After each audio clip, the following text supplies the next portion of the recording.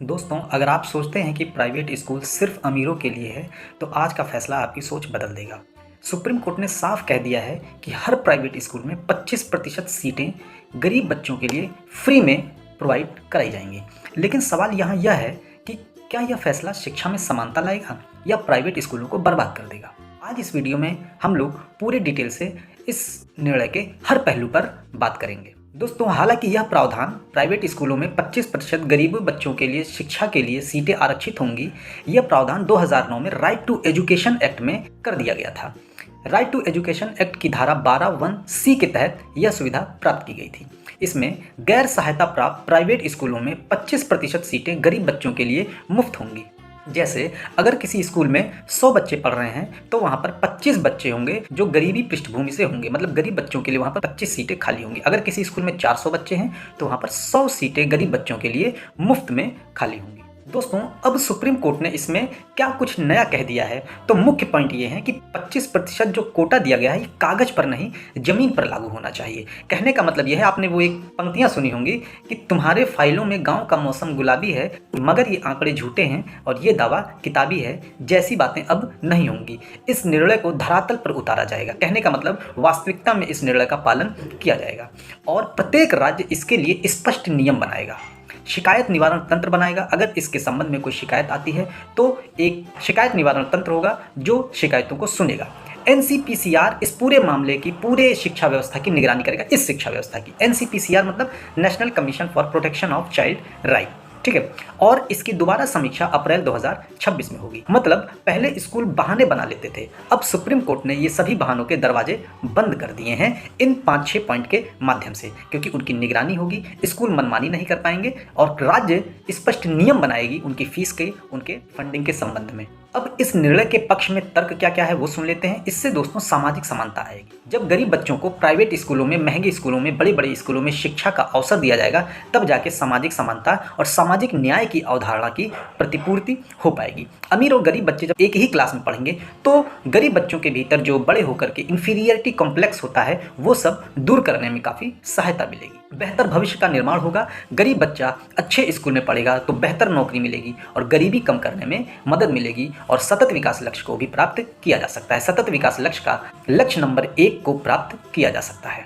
संविधान के अनुरूप है ये, चूंकि संविधान में भी कहा गया था, अनुच्छेद 21A में शिक्षा का अधिकार दिया गया है और सरकारी बोझ कम होगा। जैसे शिक्षा व्यवस्था पर सरकार का जो बोझ होता है उसको कम करने में यहाँ पर मदद मिलेगी। सरकार सब स्कूल नहीं चला सकती है, प्राइवेट सेक्टर की भागीदारी भी काफ़ी आवश्यक है।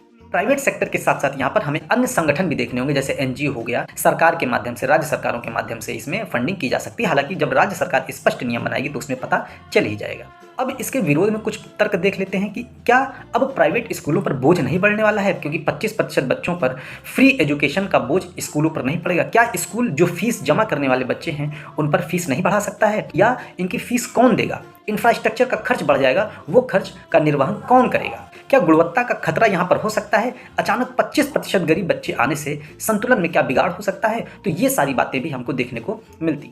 यहाँ पर यह भी बात की जा रही है कि सरकार अपनी जिम्मेदारी निभाए, प्राइवेट स्कूल पर बोझ क्यों डाल दिया जा रहा है, ठीक है। चयन प्रक्रिया में विवाद हो सकता है कि गरीब कौन है कौन नहीं है, इससे भ्रष्टाचार को बढ़ावा मिल सकता है, ठीक है। क्योंकि हम लोग आजकल देखते हैं कि जो गरीबी का सर्टिफिकेट है, जो आय प्रमाण पत्र है, वो किसी भी तरीके से बन जाता है। इसलिए यहाँ पर चयन प्रक्रिया विवाद में रह सकती है कि गरीब कौन है स्पष्ट निर्धारण नहीं किया जा सकता है जब तक पैन और आधार का लिंकेज कार्यक्रम सफल नहीं हो सकता है, और हर व्यक्ति जब तक इससे नहीं जुड़ेगा तब तक ये कार्यक्रम सफल नहीं हो पाएगा। अब दोस्तों यहाँ पर क्लियर करने वाली बात यह है कि EWS को यहाँ पर आरक्षण मिला है, मतलब इकोनॉमिक वीकर सेक्शंस को।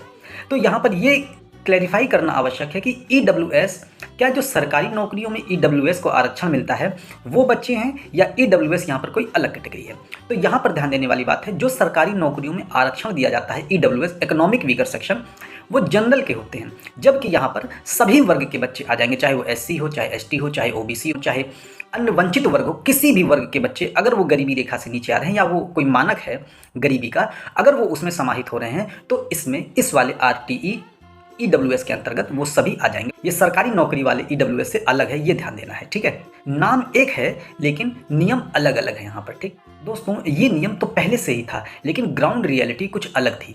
कागज पर 25% फ्री तो है, लेकिन कई जगह आवेदन मुश्किल हो जाता है। स्कूल बहाने बनाने लग जाते हैं कि उनका इंफ्रास्ट्रक्चर नहीं है, उनके पास बजट नहीं है, सीटें खाली रह जाती हैं, ठीक है, और उसको डोनेशन के माध्यम से अन्य किसी को दे दिया जाता है। और कई बार ऐसा हुआ है कि स्कूल ने बोला है कि सीट नहीं थी और कोर्ट ने बाद में हस्तक्षेप किया, उसमें बच्चों को एडमिशन भी दिया गया है। अब क्या होना चाहिए, इसमें हम लोग कुछ 4-5 पॉइंट देखते हैं कि एक पारदर्शी नियम हो, ऑनलाइन के माध्यम से हर जिले में हेल्प सेंटर हो, शिकायत निवारण सेंटर हो, फीस का पूरा भुगतान सरकार करे, क्योंकि 25% गरीब बच्चों के शिक्षा व्यवस्था की अगर पूरी जिम्मेदारी प्राइवेट स्कूल्स पर डाला जाएगा तो उन पर वित्तीय बोझ पड़ सकता है।